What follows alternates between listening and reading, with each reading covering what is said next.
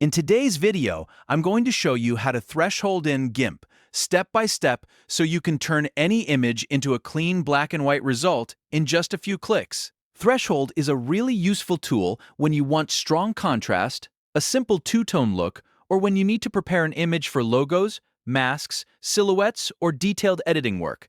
If this tutorial helps you out, make sure to hit that like button and subscribe for more easy Gimp tutorials just like this.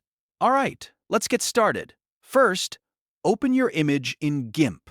Once your file is loaded, look at the top menu bar and click Colors. From the drop-down menu, select Threshold.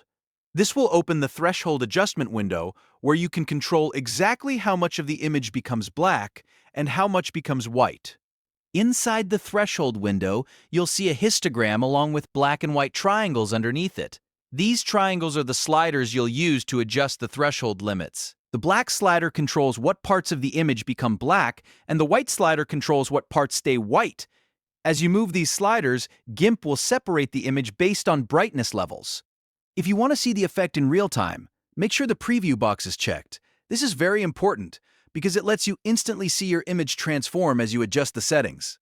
With preview on, you can clearly find the best balance between detail and contrast before applying the effect. Now start dragging the black and white triangles until you get the look you want.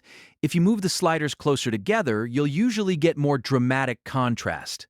If you spread them out more, you may preserve a little more detail in the image. The goal is to find the threshold point where the image looks clean, sharp, and usable for your project. Take a moment to look at the preview carefully. If you're creating a silhouette, you may want a bold black shape with a white background. If you're preparing artwork for further editing, you may want to keep just enough definition so the important parts remain visible. This is why Threshold is such a powerful tool. It simplifies the image while giving you direct control over the result. Once you're happy with the black and white preview, click OK to apply the threshold effect. Gimp will now lock in your adjustment, and your image will be converted into the final black and white version. And that's it! You've now learned how to threshold in Gimp, using the Colors menu, the threshold sliders, and the preview option.